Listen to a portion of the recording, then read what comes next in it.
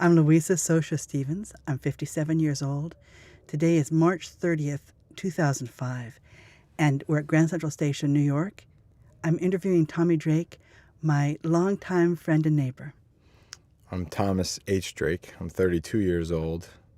Yeah, today is March 30th, 2005. I'm in Grand Central Station, and I'm being interviewed by my longtime friend and neighbor. Great. So, Tom, it's a shame that we didn't have this tape going on the train ride down, right? But let's just jump right into it. What is it like to be a police officer? I've been a police officer since 1997. I work here in New York City in the Bronx. It's a pretty amazing job. I grew up wanting to be a cop, and there's a pretty interesting story about what actually sparked my interest in becoming a police officer. Hey, let's hear it. Mary Stevens and I ran away from home one day, decided we were going to go to nursery school, and we were walking up Mount Hope Boulevard in Hastings, and some conscientious resident finally realized that there's two small children who were in nursery school who are wandering up the hill. I better call the police and see what's going on. And we were picked up by Artie Fuller, who now I still keep in touch with, and we email each other about my job and everything. And he returned us to you and my mom. To your front yard, right? Yes, and I was so scared. I remember he was holding me, and I proceeded to pee all over his entire uniform because I was so scared. And it was after that day that I said, I want to be a cop. So he and I still laugh about it, and it's a pretty long-standing joke that we've had. Now he's kind of my mentor in the police department. He's retired now, but we still keep in touch, and because we had a daughter the same age, or he has a daughter the same age as me. Right. So we've always just kept in touch, and now he's just laughing at everything I'm going through, I guess, every day. With memory and stuff. Yeah, so. Yeah, that was quite a story. I remember that time vividly, because you guys were just 2 and 3, right? We were really young. You were really young. You were barefoot. But we were ready to go. We were in diapers, too. And yeah, you were in diapers. We were ready diapers. to go, and That's we were going to go wander the world. Right. Yeah, there's a lot of good stories about those childhood times, right? Yep. But it's interesting that you sustained that desire. And didn't you tell me that in high school, Mike Rossi had you guys write about what you wanted to do? Yeah, in high school, it was our senior year of high school, sociology class, and we had to write letters to ourselves about just what we were doing at the time, like just the different activities we were involved in, sports or clubs, and just things that we did outside of school also, and then what we wanted to do in 10 years. And we never really thought about, that he was going to mail this to us, so that's what was so special about it. And 10 years later, right before my 10-year reunion, I get this letter in the mail from Mike Rossi that had been forwarded through my mother. And I opened it up, and it was a letter to myself from 10 years earlier. And it was really cool. I mean, it was just funny bringing back the memories right before my reunion. So I was able to spark things and talk to people at the reunion about these things that were just so funny that we never would have remembered. And they must have gotten letters also. Most of them did. Not everybody was in that class, but a good percentage did, and we all just laughed. Right when we said, did you get the letter from Mike Rossi? And it was immediate, and we all just started laughing. And the progression after high school didn't follow the same track that I had predicted, but I knew I wanted to be a police officer. And in the end of the letter, I said, hopefully, when you're reading this, if you do read this one day, you are a police officer somewhere in New York. And at the time, I was in Georgia, but I was a cop in Georgia. So I guess that was the good part about it. I didn't get my bachelor's when I said I was going to. I ended up joining the Navy and doing 4 years in the Navy. But I still believe that I followed the right path that I needed to get to become a police officer. So. And now you're really happy with it. Oh, I love my job. Although it's a perilous job, isn't it? It's a pretty difficult job. I started with New York City in 1997, and then in 1998 I left New York and went to Georgia, and that was just an attempt basically to save my marriage. And we moved down to Georgia together, and I spent almost 6.5 years down there, and I returned back to New York, back to the NYPD last year. And I just always wanted to come back to New York, and I knew I was going to come back one day, and now I'm happy. I'm divorced, but I'm back in New York. You're almost divorced, right? I'm divorced. The divorce is final. That was final 3.5 years ago, but now I just finished the annulment. This week it's finishing, so now I can get married to my fiance, Julia. Thank God. Actually, there's so many things to pick up there, but let's just actually skip to Julia. Okay. So when did you first see her? Julia and we reconnected almost I think this summer is 3 years. It was July of 2002, and this summer is 3 years. We got engaged last February, but it was an interesting story. Back in the day, I coached her on swim team a long time ago, so there's a little bit of an age difference now, and we reconnected. And there was a lot then. Yeah, back then, forget, I was a senior in high school, and I was coaching swim team in the summers, and we reconnected about 3 years ago, and just everything just worked out very well, and it was just the first night that we saw each other, that was it. We both knew that it was going to go further than where it was going. And she was a senior in college, or going into her senior year at Binghamton, and I was down in Georgia. So we really had a lot of questions to ask ourselves because of the commuting and all that stuff. But we did it for 2 years. We commuted every other week to see each other. I did most of the flying because I was working full time, and so once a month or once every other month, she would come down to me also. And then vacations, we spent vacations together, and I made sure I had the time off. It was easy because I was a sergeant then, so I could get my time off that I needed with no problem. And so we just flew back and forth, and it worked. And we got engaged last February in the Bahamas. She's a New York City school teacher now. She teaches in the Bronx. And it was on her February break. We went to the Bahamas and we got engaged and everything. And then I moved back to New York in May. And now that the annulment is pretty much done, we're going to get married this summer. Talk about tracking down that annulment. The annulment is through the Catholic Church. I was not a Catholic until a year ago. I became a Catholic last Easter. And part of it, I'll just tell you about that first. It was something that religion was not strongly emphasized in my family. After my father died when I was a kid, I really had some issues with religion because I just said, how can God take this guy away from me when I'm only in 6th grade and my brother was only in high school? And it was just tough for me and my sisters and everybody. So I kind of had a little falling out with religion back then. And in the last 5 years or so, I've been kind of searching to become involved again in religion. And in the South, it's difficult because everything is just Southern Baptist, Southern Baptist, Southern Baptist, but that's not what I was interested in. I was interested in Catholicism, and so I'd started researching it. Was Chris Catholic? She was Catholic at the time of our wedding, but then she'd become a Baptist in the middle of it all. It was kind of strange. And she'd become a Baptist, but she was a non-practicing Baptist, and now she's a Pentecostal. I know that. And she's living in New Hampshire now on like a commune type thing. But so I researched Catholicism, and I had a good friend who was a Monsignor in Atlanta. He was the police chaplain down there. And I'd started talking with him about it. And we just decided one day that he was going to put me through the classes because of my schedule. So he did just personal instruction with me, and I became a Catholic. And a lot of it had to do with Julia, but I was also searching for several years. And I was researching different religions, and that was the one that I felt best fit me. I guess they have a lot of strong rules, but that was the one that I felt like I wanted and I needed, and that's what made me feel the best, I guess, out of all the religions. So when I became a Catholic, I also started the annulment process because I knew in order to get married in the Catholic Church, you have to have an annulment if you're a divorced person. And started that a year ago, and I had no assistance from my ex at all. We had mailed her letters, mailed her family letters that were all returned.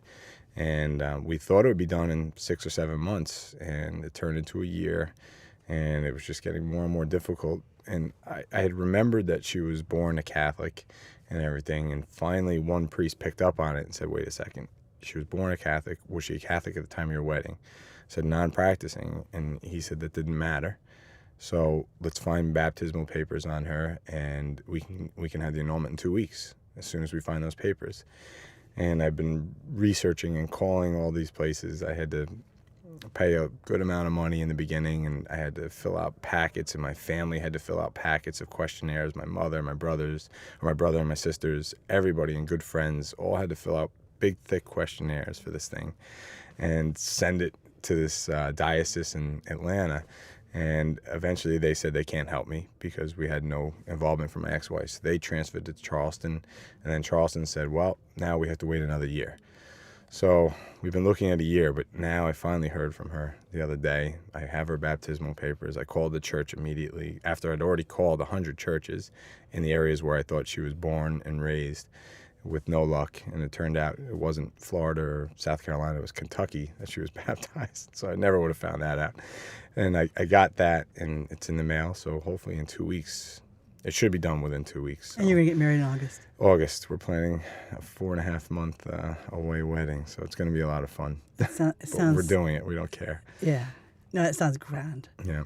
And also, I think it'll be a long and wonderful marriage. I think so. Definitely. There's much to talk about that too, but let's backtrack to police officer. Okay. I don't really know anybody else who's a police officer. And so what do police officers call themselves? I heard you say cop. Well, cops. Mostly, I mean, we refer to each other as cops. A standard term in New York is on the job. That's like, if you're talking to another police, you'd say, yeah, I'm on the job. And that's up here in the Northeast. That's not a Southern thing at all. Down in the South, you have to say, I'm a police officer, I'm a cop. But up here, you just say, on the job. And it means that you're a police officer whether you're actually working at that moment or not. Right. Either way, you know that you're a cop in New York or Boston. Boston uses the same phrase, too. I think Baltimore does also. It's a Northeast thing. And it's a really awesome job. I mean, I've wanted to do it my entire life, and I have been doing it. I followed that in progression. After high school, I really didn't want to go to college. And there was a neighbor of ours on Euclid. His name is Marty Roos. He was a New York City cop, and he lived on Euclid Avenue in Hastings. And he said eventually, when you become the age that you can get hired, they're going to want either 2 years of college or 2 years of military. And I'd already been thinking about the Navy because my father was in the Navy, and I said, let me do the Navy. So I joined the Navy and spent 4 years in the Navy. So as soon as I got out, a year later, I was a New York City cop, and just been very happy ever since. It's a great job. It's amazing the people you get to help, because 98% of the people in my precinct are actually very good people. Maybe even 99% of the people, your daily interactions are mostly with good people, but, there's a 1 or 2% that are really bad. I work in the 40th precinct, which is the South Bronx, and it's not the best neighborhoods. We have a lot of different housing projects there. Mott Haven is the biggest one, and it's a really difficult precinct. Every day we have stuff that we're just dealing with every day. It's amazing. Well, tell me what is it you're dealing with? I can tell you my day, one day last week, as soon as we came out of roll call, we had a triple shooting. And from there, I escorted one of the people to the hospital. From there, the next precinct over had a shooting.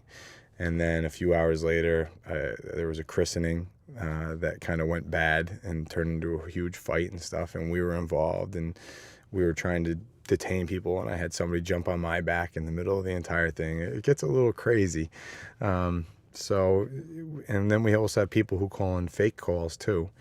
Excuse me. We have one person who habitually will call in just an officer shot in my building, and calls from a cell phone, so we can't trace it. We have an idea of where he is in the building, and then we'll all go rushing over there.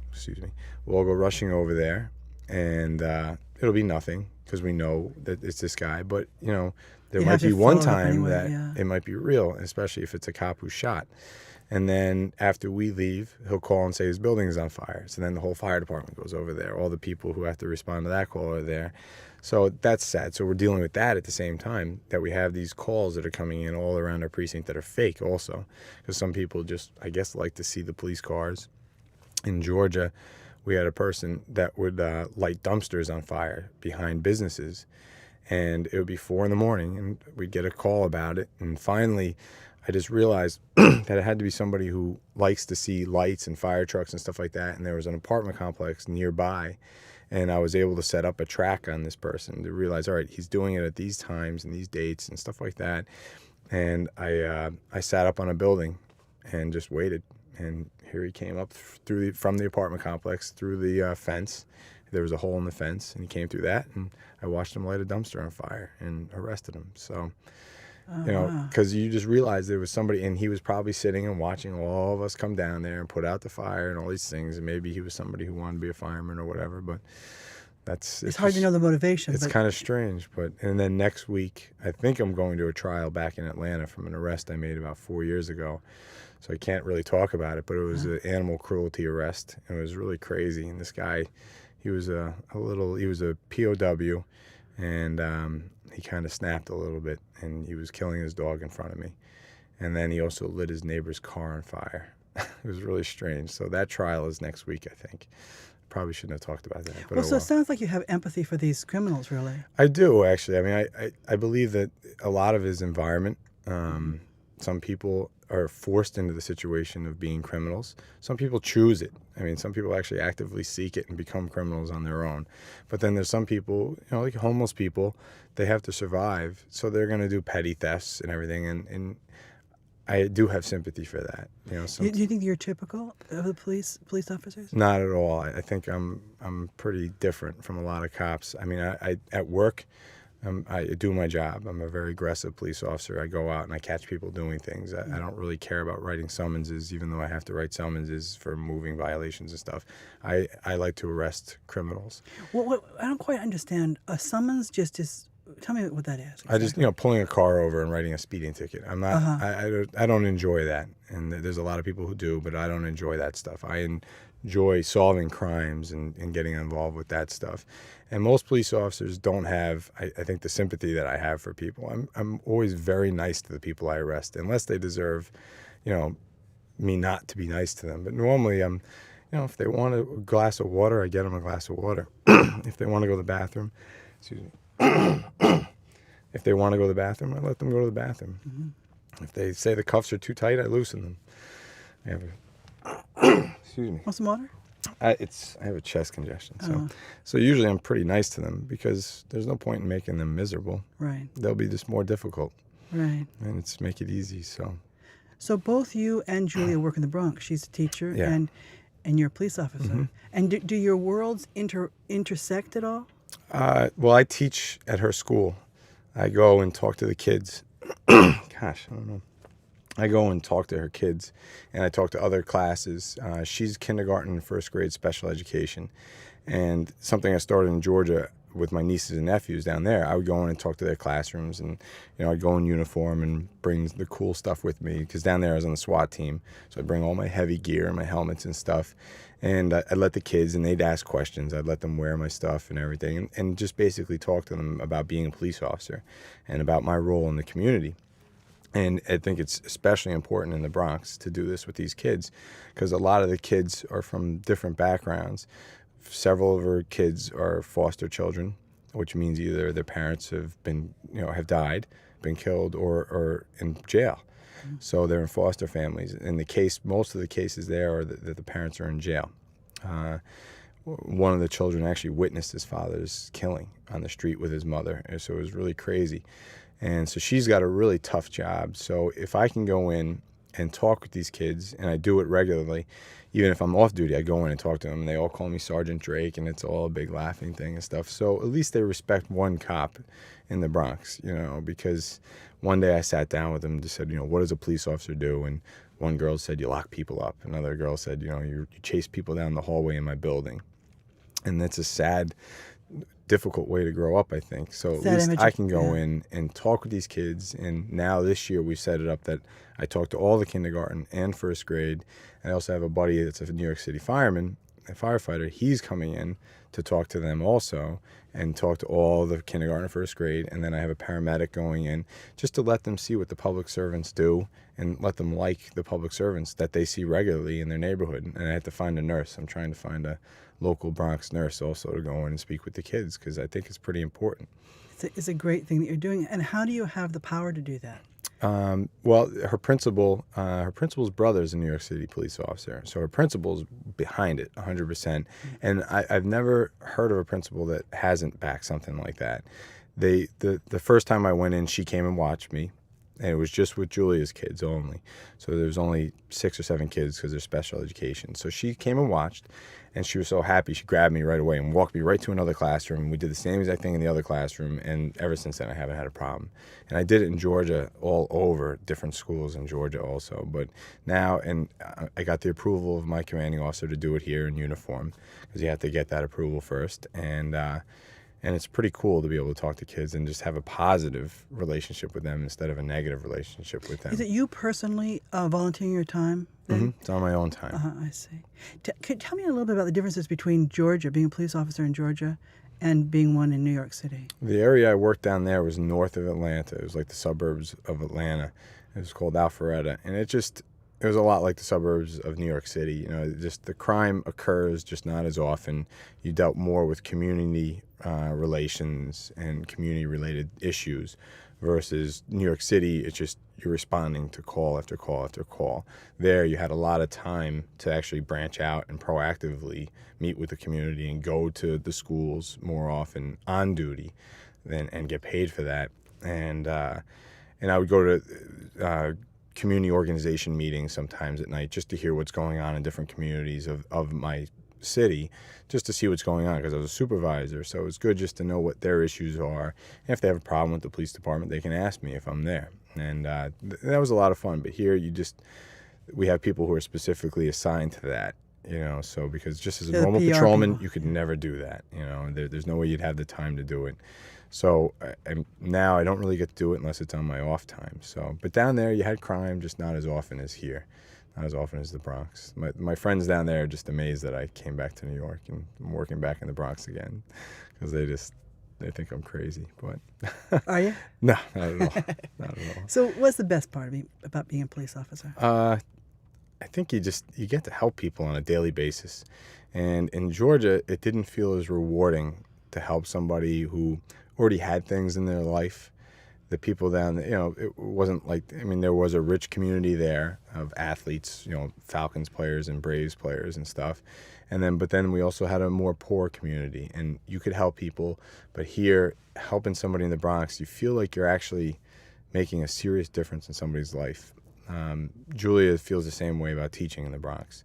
We both, you know, considered saying, all right, maybe we should move out to Westchester and teach. She could teach there, and I could be a police officer out there. And both of us right now just don't want to do that. We don't think that we would be doing as much good as we're doing right now in the Bronx, especially her. She really gives a lot to her children, and I'm amazed that she really puts up with it, because it's tough. Her job is really difficult. I wouldn't want her job.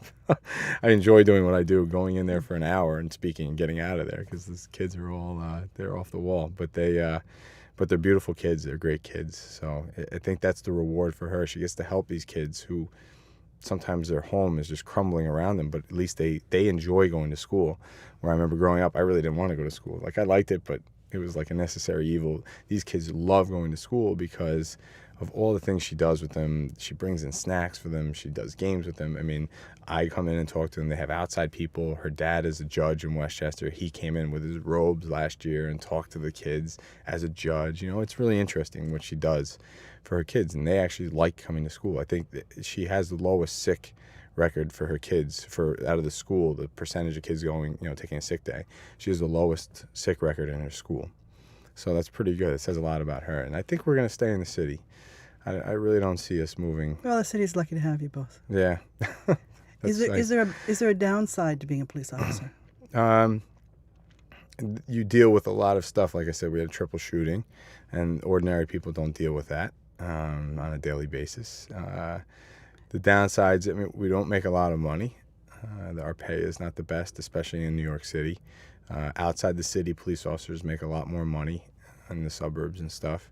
Where the job is easier? Where the job is much easier, and they do a lot less, but they make a lot more, significantly more money. Some areas make $30,000 to $40,000 more a year than a New York City police officer would. That's topped out at the top pay. So that's difficult, but I think the rewards outweigh the challenges of the department. And I just like being a New York City cop, I guess. And the job is difficult because you deal with a lot of the negatives. It's not like a fireman who just, you go and you help people And everybody loves the New York City firefighter because they're there to help you. Anytime they're coming to you, that means they're assisting you. We're going there when something is wrong, and people aren't always happy with the way we fix that problem, and we have to deal with that on a daily basis. Domestic violence is really difficult. I can't stand that.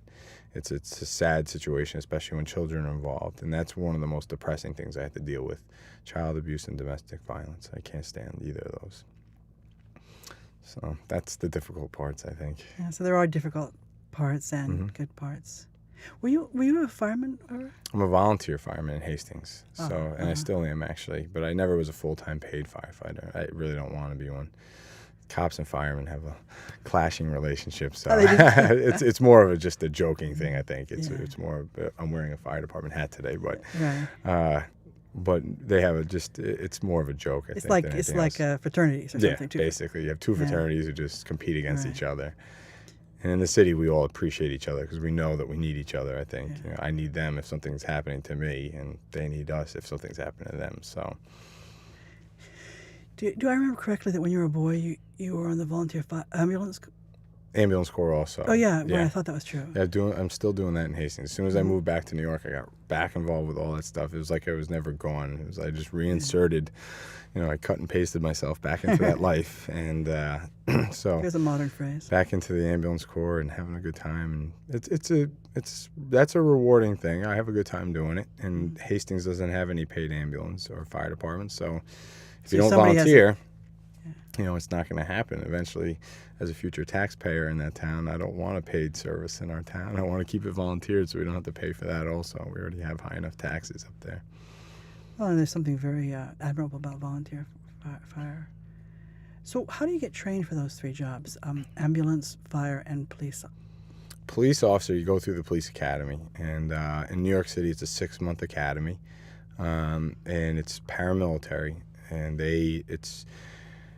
you have just educational classes, but then you also have the gym where you spend 2 hours working out and running and all that stuff, and they yell and scream and make you do push-ups, and they're trying to instill discipline. It's like a pseudo boot camp type thing, but you get to go home every day and you're off on weekends.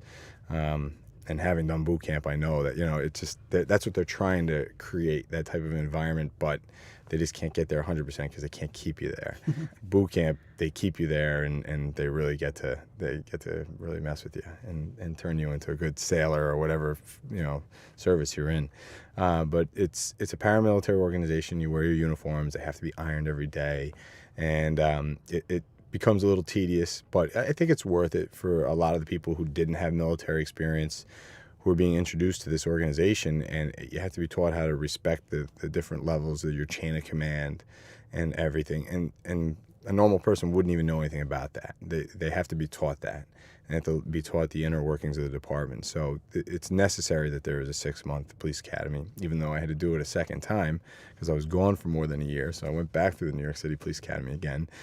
But it was easy the second time around. So you went to boot camp for Navy, and you went twice to the police academy. And had how a lot about of fun. in Georgia? Did you have to? I just did a part-time academy down there. They didn't make me do everything, thank God. I just had to do Georgia law, and that was it. So I went like one day a week while the academy was in session. But I just went in, khakis and a shirt. I wasn't. They kept me separate from the regular recruits, so that was nice, and it was quick and easy, and I got that done. But here I had to go back through everything all over again. So I got back in shape, I guess. That's the upside to it. And I felt like I was 21 again with all these 21 and 22-year-olds. And so then once you graduate, then you get assigned to your precinct, and that's it. And then you have training in your precinct also. And to be a volunteer firefighter in Westchester, we just had to, you join the fire department. You have to do the interview process and everything. And then you go, once you're in, then you attend a class at the Westchester County Fire Training Center. And there you learn how to just go in and fight a fire, and they teach you rappelling and all that stuff, and teach you how to actually fight a fire inside of a building. Because if you just gave somebody a hose and some turnout gear, they would never make it. So they actually teach you just different skills and techniques on how to fight a fire and how to ventilate a building and stuff like that, and how to make it work for you. And then the ambulance corps, which is a part of the fire department, I was a medic in the military. I was a Navy corpsman. So I'd already had a basis of training from them, and I was an EMT. So that, that's really what they EMT. want, emergency medical technician. And as soon as I got out of the Navy, I actually started the paramedic school in Westchester County. And then I got hired by the police department, so I left and went straight to the police department because Mike Rossi's 10-year letter said I had to be a cop. That's right. So I went straight to the police department after that. But you have to be an EMT. We do have some people who are drivers that just have CPR certification and stuff like that. But the ambulance can't go out unless there's an EMT on board the ambulance. And it's very professional. And we have all the medical equipment that a regular paid ambulance service has. But it's free. And that's the nice part about it for the community, I think. And Well, it's financially free, but it's a great cost to the volunteers. it's a great cost to the village families. also. But fortunately, Hastings has the Andrews Home, who does a lot of reimbursing for the fire department and the ambulance corps. So that's nice. But then the daily activity funding comes from the village and state funding. So Is Hastings unusual in that it has volunteer fire and ambulance? no, most of the communities outside of New York City have it. Some are slowly going towards paid departments. Like Eastchester used to be 100% volunteer, but now they have paid members and paid ambulance services. But not 100%. They're still volunteer also. But like Hastings, Dobbs Ferry, Ardsley, Irvington are all volunteer. And then we have the Greenburgh Police Department provides each community with a paramedic, though. So if there's a call, a paramedic from the Greenburgh Police Department responds also, which just raises the level of professionalism that much more because you're having a paid paramedic come at no cost to us. So, and a lot of people don't even realize that, and it's actually a great thing to have. So, especially if an EMT can't respond that day, you don't get somebody who responds, at least you know you have the paramedic coming so you can respond with the paramedic also, unless they're busy. Because there's only one for all 5 villages, Tarrytown, Ardsley, Irvington, and Hastings, and Dobbs. So, but it's a lot of fun. That's rewarding too. You just help somebody. It's interesting that you're so dedicated to serving the community, to civic service. Let's change channels, though, and talk a little bit about your family. Let's say you're talking to your grandchildren right now, your great-grandchildren. Well, I blame my dad for my civic duty, I guess, because he, as far as I remember, as long as I remember, he was always involved in politics and serving his community. So I think that's where I've learned that from. I think just the way I was raised is, you help people. If you have the opportunity to help someone else, you just do it. You don't, look for your rewards. You just help the other person. And he did a lot of work that a lot of people didn't know about. When he worked with the county, he'd flown people from other countries and got funding for them to come to the Westchester County Medical Center and have necessary operations that they wouldn't have gotten in their country and stuff. And he did a lot of that. How did he find out about people in other countries that needed that? I don't even know how he did it. I remember there was a boy from Israel that needed some type of brain surgery that could only be done here. And he got all the funding together. I think he found out about that child because he was involved with the temple. He was a part in raising a Holocaust memorial. Your father was? Yes. Nathan Rappaport was the architect in the city, and he did a lot of work with Holocaust survivors and also family members. And he helped get funding for Nathan Rappaport in actually erecting a Holocaust memorial and monument. I think it's in New Jersey, though. I'm not sure if it's in New York City or New Jersey. But so that's how he found out about this child. Somebody at the temple had come to him and said, can the county help with this and everything like that. And so he got the funding and flew the kid to the United States a few times. He had a couple follow-up surgeries also, and we became friends also. I haven't heard from him since, so I don't know how he's doing, but he got the surgeries that he needed. And I remember the first time he'd come, there was a miraculous change after the first surgery alone. It was really cool. I remember sitting on the living room floor talking with him about what he'd just gone through, and it was pretty cool. So that's where I got my basic interest, was from my dad. Well, he ran for office. He did run for office in the early 70s. He ran for senator, but didn't win. We just found some of his old ads and stuff and photos and everything. And he ran for office, and he ended up working for my godfather, Al Dobello. He worked for him, so Al was I didn't know Al Dobello was your godfather. Yes, my godfather. So that's another political connection. Yeah. He's not in politics anymore, but he was lieutenant governor and all that stuff. So he's got his private practice in White Plains now. But he was the county executive. Well, first my dad started working for him when he was the Yonkers mayor, and then he became county executive and then lieutenant governor. So my dad always just stayed with him going up the chain with him until he passed away. And Al was the lieutenant governor when my dad passed away. So, You want to talk about that at all, Tom? if you want, I want you to say a word about it. Well, it's difficult to think about. You know, he's buried in Hastings. I told you, I go and visit him pretty regularly. I think out of my siblings, I'm the one who goes over there. I put flowers on Easter, and you chat with him in times of... Yeah, I talk to him if I need help. Usually when I'm at a point in my life where I'm not sure which way to branch, I usually go and get advice from him. And strangely, to some things, I get a sign one way or another from him, and I know which direction to go in, or I just go and I know it's working and it's going well for me. It was difficult because he died when I was a little kid. Yeah. But he meant a lot to me. And my siblings also. He meant a lot to all of us. So it was kind of tough. And to the neighborhood. Yeah, he was a great guy. Yeah. But our family was really close. We had a pretty close family growing up, and I really miss him a lot. I wish he hadn't died when I was so young. He'd like to introduce him to Julia. Yeah, I think he'd be pretty proud of me right now. Yes. So. Oh, I'm sure he'd be very proud of you. Yeah. So we just have a few minutes left. We have some time left, but not as much as we not the hours and hours we want. Yeah. But so is there anything in particular you'd like to say to the Julia, not Julia that you know right now, but the Julia 15 years hence? Well, hopefully, I hope everything goes well, and I'm really looking forward to, just going on with our lives together and being a productive member of society and continuing with my job. I don't know where I'll be in 15 years. Hopefully I'll still be here in New York City, and hopefully I will have moved up a little bit and not just a regular police officer anymore. But hopefully we'll have several children and living in Hastings-on-Hudson, New York, and doing well. You're gonna send them up to my house? Yeah, they can come up to your house for cookies and stuff. That's right. And they're going to roam the neighborhoods like we did and play games and stuff like that. Actually, why don't we just spend these last minutes talking about your childhood in Hastings, the one that you want to duplicate in a way for your children? Yeah, I kind of do. Julie and I grew up right near each other, and we both shared Hillside Woods, even though she lived on one end of it and I lived on the other end. But we shared it because it's such a great place. A lot of communities don't have the wood, the woods and the forest or whatever they're supposed to have. And Hastings is such a unique community that you could get on your bike and you can ride into the woods, or you can ride downtown and get candy, or you can do so many things. Or once you get older, you can just get on a train and come to New York City in 40 minutes, which is just amazing. And that's why it's become such a popular community for so many commuters.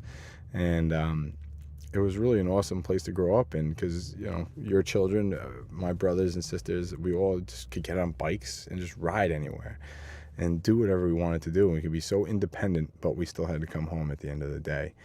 And we'd play games at night because it's a safe community. Actually, talk about that game that your family introduced to my family. We used to play flashlight tag at night, and there'd be all the kids. You just go out with flashlights. It's like hide and seek, just in the dark. And once you put the flashlight on somebody, that's it. They were done. Found. They were found, and we found some pretty unique hiding places. But it was a lot of fun, and I think I don't know if you could still do that at night, but I think you could in Hastings. I think you can. You couldn't do that around here, but you could definitely do that. You couldn't do it in Precinct 40. Not in the Bronx. No, not in the 4-0. But there's kids everywhere, which is amazing at night. Yeah. But yeah, you couldn't get it. But it was such a great little community. The school system is just phenomenal. You can't say anything bad about that. And hopefully we'll raise our kids there. And another game, Sardines. Is Sardines the same as flashlight tag? Sardines was you throw the ball over the house. No, that was Hilly Billy Over. What was Sardines? Was it everybody hiding in one place? I can't remember that game. But we had Hilly Billy something over, and we threw a ball over our house. And if somebody caught it, then you had to run around and hit somebody else with the ball on the other side of the house. We had a lot of crazy games. We just kept ourselves busy. We used to play Monopoly, and we would buy our lunch with the money. My mom would charge us $500 for a grilled cheese sandwich and stuff like that. So she would, you had to buy your lunch. So, we were taught a lot of rewarding things. We learned how to pay for things as children. So it was a lot of fun. And your mom also, you told me that about wrote hints for you for getting snacks. Oh, she would give us clues.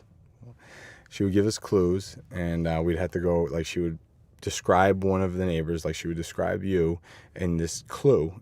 like, just telling us about that person. We'd have to figure it out. Then we could run to your house and get a snack. And then you would give us a clue to go to another house and we can get a snack. And we would just run around the whole neighborhood, and this would keep us busy. But I just recently found a lot of those clues that I'd kept. My mom doesn't remember the game. You don't remember the game, but I remember the game very well because I thought it was so cool that we had to do that. So it was a lot of fun. And then also I remember that you went to Sugar Pond. Sugar Pond was just awesome. You could just walk with fishing poles and go fishing also. That's just what's so unique about the community, that you could just go fishing if you felt like fishing and stuff like that. It was just so much fun. We used to ice skate there in the winter and fish there in the summer. It was such a, And actually, that time that you were inspired to become a police officer, your mother and I were, after we'd exhausted the normal places you two might be, we were afraid for some reason you drowned in Sugar Pond. We went there. We were freaking out. That's where we were when Artie Fuller brought you back to the house. But you're right. That was a wonderful place for you to grow up. Yep. I guess really we're at the end of the interview. Too bad, right, Tommy? Yeah, we could keep talking for another hour. We sure could. But thank you very much for coming down to interview. Thanks a lot. Thank you.